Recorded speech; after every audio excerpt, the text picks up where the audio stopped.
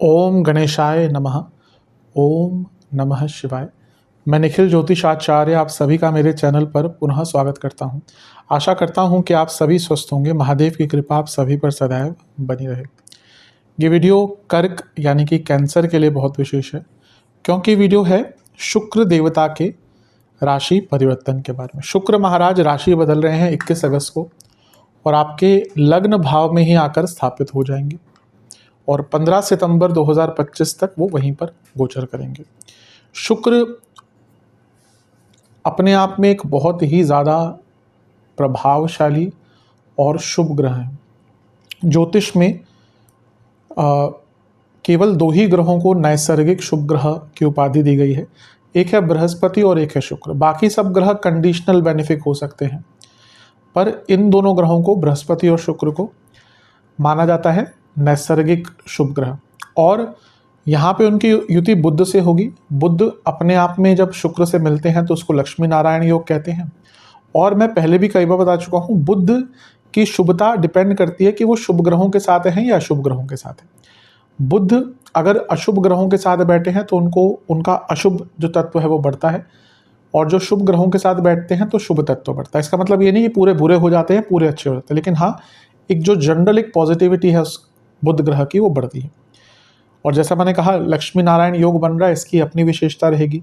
लक्ष्मी नारायण योग बनेगा 21 अगस्त से 30 या 31 अगस्त तक, यानी कि 9 दिन के लिए, और शुक्र तो 15 सितंबर तक रहेंगे।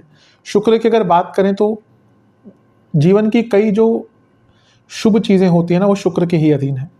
विवाह हो गया, वैवाहिक जीवन की संपन्नता हो गई, प्रेम संबंध, अट्रैक्शन, इंटीमेसी, भोग, लग्जरीज, जीवन का आनंद, जीवन का रस।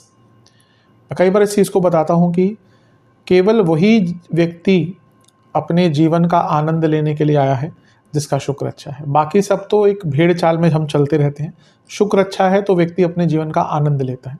आपने देखा होगा, अधिकतम लोग हमारे आसपास एक भेड़ चाल का हिस्सा हैं, पार्ट ऑफ सिस्टम बन चुके हैं, ये करना है वो करना। लेकिन उनमें से कोई ना कोई एक होगा जो थोड़ा सा अपने जीवन को अपने टर्म्स पे जीता होगा, अपने जीवन को एंजॉय करता होगा, और बहुत कम लोग ऐसे दिखते हैं।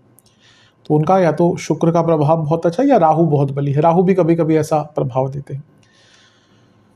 तो इसलिए शुक्र की शुभता और उनका प्रभाव बहुत बढ़ जाता है। वो आपके लिए 2 भावों के स्वामी हैं, बहुत इंपॉर्टेंट भावों के स्वामी। आपके तो लाभेश हैं, चतुर्थेश हैं, तो उनका लग्न में आना चीज़ों को बदलेगा। उनकी एक दृष्टि भी है। तो इन सभी चीज़ों की विवेचना करूंगा कि शुक्र का लग्न भाव में आना किस प्रकार का रिजल्ट आपको देगा, क्या अच्छा क्या बुरा हो सकता है। इन सभी चीज़ों की विवेचना करने का प्रयत्न करूंगा। यदि आपकी लग्न राशि या चंद्र राशि कर्क है, दोनों ही गाइडेंस के लिए राशिफल को देख सकते हैं। जहाँ से ज़्यादा सूट करता है, रिलेट करता है, वहाँ से इसको ऑब्जर्व कीजिए। व्यक्तिगत तौर पे मेरा मानना है कि लग्न से देखेंगे तो अच्छा है। इनकेस नहीं पता है आपको अपनी लग्न राशि, तो आप अपनी चंद्र राशि से भी इसको देख सकते हैं।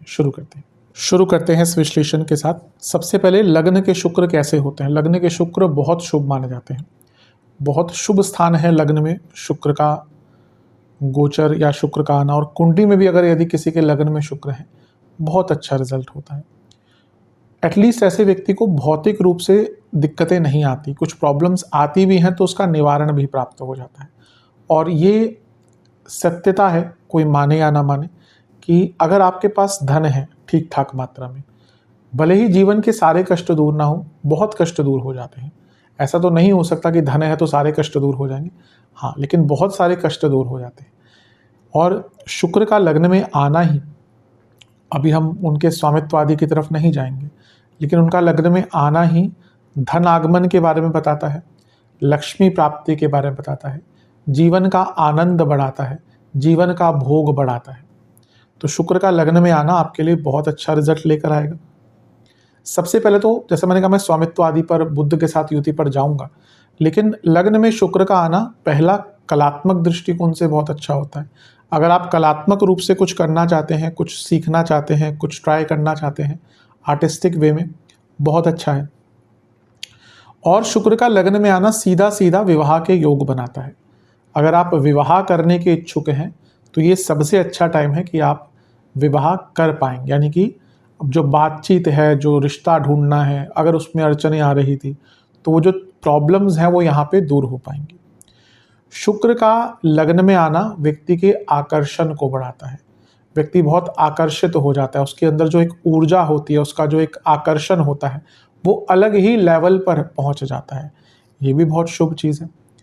और इसके साथ ही जब लग्न में शुक्र गोचर करते हैं तो व्यक्ति का भाग्य भी चमकता है और व्यक्ति के द्वारा शुभ कर्म भी होते हैं। दान पुण्य हो गया, कुछ अच्छा कार्य हो गया, ये सारी ही चीज़ें शुक्र के लग्न में आने से होती हैं। और व्यक्ति की सोच भी बहुत सकारात्मक हो जाती है। शुक्र क्या है? एक शुभ ग्रह है और एक सौम्य स्वभाव की राशि में बैठे हैं, यानी कि कर्क। कर्क क्या है? इमोशंस की राशि। तो इमोशनली जब हम अच्छा महसूस करते हैं ना, तो हम अच्छा काम करते हैं।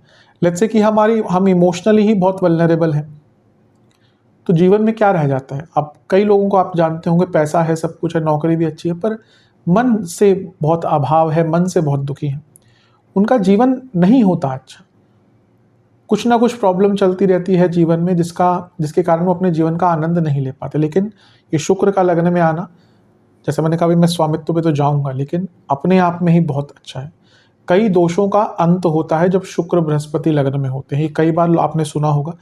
इसका अर्थ ये है कि ऐसे व्यक्ति को एक सपोर्ट मिलता है, बृहस्पति हो लग्न में या शुक्र हो लग्न में।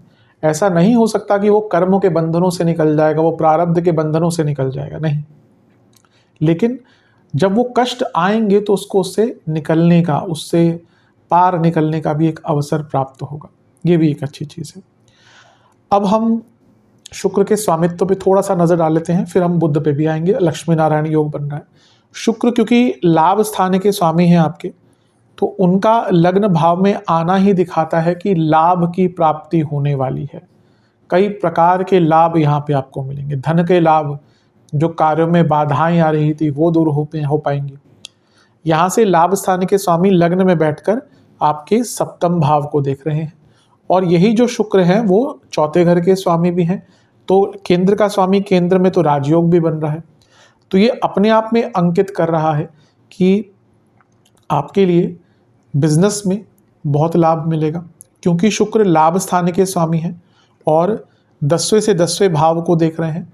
ये करियर में भी एक ग्रोथ, करियर में भी एक उछाल, और इवन सडन प्रमोशंस भी कुछ लोगों के हो सकती हैं। और क्योंकि शुक्र 10वें से 10वें घर के स्वामी है, ये भी रिकॉग्निशन कार्य क्षेत्र में दिखा रहा है। ये समय पद प्राप्ति का है, ये समय उन्नति का है, ये समय अपना नाम और पहचान बनाने का, बढ़ाने का है। तो ये भी आपके लिए एक बहुत विशेष चीज़ दिख रही है। तो जैसे मैंने कहा, शुक्र का लग्न भाव में आना ही बहुत अच्छा आपके लिए है। शुक्र चौथे घर के स्वामी है, चौथे घर के स्वामी का लग्न भाव में आना अपने आप में प्रॉपर्टी आदि के लिए अच्छा ही हो गया। और यहाँ पे हम शुक्र की बात कर रहे हैं, तो ये घर में कुछ आपको काम करवाना है, कोई मॉडिफिकेशन, कोई इंटीरियर्स का काम कराना है, घर का ब्यूटिफिकेशन कराना है, वाहन का मॉडिफिकेशन कराना है, या नया वाहन लेना है, या प्रॉपर्टी भी लेनी है, दोनों के लिए ही बहुत अच्छा योग बन जाता है। और जब चौथे घर के स्वामी शुक्र हैं और लग्न में आ रहे हैं और अच्छी स्थिति में हैं, यानी कि घर में भौतिक खुशियाँ आएंगी, घर में संपन्नता आएगी, घर में एक अच्छा माहौल रहेगा। शुक्र वैकेशंस के भी एक कारक बन जाते हैं मंगल के साथ। तो जब लग्न में शुक्र आते हैं तो आपको वैकेशंस पे जाने का मौका मिलता है, अच्छी वैकेशंस, मनवांछित वैकेशंस। और क्योंकि चौथे घर के स्वामी हैं, हो सकता है इस कालखंड में आप सपरिवार किसी वैकेशन पे जाएं, परिवार वालों के साथ अच्छा संबंध बनाने का, परिवार वालों के साथ अच्छी कम्युनिकेशन करने का, परिवार वालों के साथ आई दूरियों को दूर करने का भी बहुत सुनहरा मौका ये बनता है। और क्योंकि चौथे घर का स्वामी लग्न भाव में है और अच्छी स्थिति में बैठा है, तो इमोशंस में भी एक अच्छा भाव, एक सुख का भाव आपको देखने को प्राप्त होगा। तो ये भौतिक रूप से और इमोशनल लेवल दोनों से ही शुक्र का गोचर बहुत अच्छा है। लक्ष्मी नारायण योग की बात कर लेते हैं। बुध और शुक्र आसपास ही रहते हैं, मैं इसके कारण कई बार बता चुका हूँ। शुक्र और बुध सूर्य से बहुत दूर नहीं जा सकते। लेट्स से कि सूर्य यहाँ पर है, तो बुध मैक्सिमम या तो यहाँ पे होंगे या एक घर आगे एक घर पीछे। शुक्र या तो सूर्य के साथ होंगे, मैक्सिमम 2 घर आगे 2 घर पीछे। इसी कारण से बुध शुक्र आसपास ही रहते हैं। आप अगर ऑन एन एवरेज देखेंगे तो अगर 10 कुंडलियाँ उठाएंगे, उसमें से 2 में तो शुक्र बुध साथ में ही मिलेंगे ऑन एन एवरेज। आसपास तो होते ही, लेकिन ऑन एन एवरेज इनकी युति भी होती ही, और अच्छी युति होती है, कोई बुरी युति नहीं होती। और गोचर में भी वो साल में 2-3 बार मिल ही जाते हैं, डिपेंड करता है कि सूर्य की गति कैसी है। लक्ष्मी नारायण योग नाम से ही कितना स्पष्ट है, लक्ष्मी नारायण योग, यानी कि लक्ष्मी भी है, नारायण भी है। धन भी है और एक प्रकार से ग्रोथ भी है, धन भी है, स्टेबिलिटी भी है, धन भी है, प्रोडक्टिविटी भी है। तो लक्ष्मी नारायण योग का लग्न भाव में लगना बहुत शुभ है, क्योंकि शुक्र लाभेश है, बुध 12वें घर के स्वामी है। ये पहली चीज़ बताता है विदेश से पैसा आएगा, और दूसरी चीज़ बताता है व्यक्ति अपने ऊपर खर्च करेगा। अगर आप पैसा कमा रहे हैं ठीक ठाक तो किसी की आवश्यकता नहीं है आपको बताने के लिए कि आप अपने ऊपर पैसा खर्च करें ना करें। अगर आपका मन है, आप मेहनत करते हैं, अवश्य कीजिए। कई लोगों का यही होता है, वो पैसा कमाते हैं तो बचाते रहते हैं, बच्चों के लिए बचाते रहते हैं। क्या फ़ायदा? अगर आप ठीक है देखे जाइए, जब आपने जाना है, जब आपका पूरा कालखंड खत्म हो जाएगा तो कौन रोक सकता है, पर एटलीस्ट अपने जीवन को तो एंजॉय कीजिए। ये वो समय है जब आप अपने लिए कुछ विशेष कर पाएंगे। और क्योंकि शुक्र लाभ स्थान के और बुध तीसरे घर के स्वामी हैं, दोनों ही काम त्रिकोण है और दोनों ही उपचय भाव हैं, यानी कि कोई बहुत बड़ी इच्छा पूरी हो सकती है और कोई बहुत समय से अटका हुआ कार्य भी आपका पूर्ण हो सकता है। तो ये लक्ष्मी नारायण योग का लग्न में लगना बहुत अच्छा है। हाँ, खर्चे थोड़े बढ़ेंगे, लेकिन वो अपने ऊपर ही, अपनी ज़रूरतों, या रेदर देन ज़रूरतों से ज़्यादा मैं कहूँगा अपनी ख्वाहिशों, अपनी इच्छाओं को, अपने डिज़ायर्स को पूरा करने के लिए होगा। और बुध और शुक्र लग्न में बहुत क्रिएटिव बनाते हैं, व्यक्ति की जो क्रिएटिविटी होती है बहुत अच्छी हो जाती है, और उसका भी अवश्य लाभ हमें जीवन में मिलता ही है। और लक्ष्मी नारायण योग बुद्धि का भी योग होता है। केवल बुध आदित्य योग से बुद्धि नहीं आती, अधिकतम बुध आदित्य योग में सूर्य बुध को अस्त भी कर देते हैं, लेकिन लक्ष्मी नारायण योग विद्या का योग है। क्योंकि शुक्र, हम जब प्यार मोहब्बत और ये सब चीज़ें बोलते हैं, हमें नहीं भूलना चाहिए वो शुक्राचार्य हैं, दैत्याचार्य हैं, उनके पास अपने आप में बहुत विद्या है, और बुद्ध बुद्धि के कारक हैं। तो ये टाइम स्किल सीखने का, नॉलेज प्राप्ति का भी बहुत अच्छा बन जाता है। तो ये लक्ष्मी नारायण योग की बात करें, बहुत अच्छा रिजल्ट है। और यहाँ से शुक्र सप्तम को देखेंगे, विवाह का योग बहुत अच्छा बन जाता है। दोनों लक्ष्मी नारायण योग बना के सप्तम को देखेंगे, ये भी विवाह के लिए अच्छा है, वैवाहिक जीवन में आ रही प्रॉब्लम से निकलने के लिए अच्छा है, और बिजनेस में तो बहुत तेज गति से यहाँ पे आपको लाभ प्राप्त होगा। तो ओवरऑल देखा जाए, शुक्र का गोचर हो, लक्ष्मी नारायण योग हो, दोनों का ही प्रभाव बहुत अच्छा दिख रहा है। हाँ, ऑन द नेगेटिव साइड अगर मैं बोलूँ तो खर्चे थोड़े से बढ़ेंगे, इच्छाएं बहुत बढ़ जाएंगी जिन पर कंट्रोल करना मुश्किल होगा।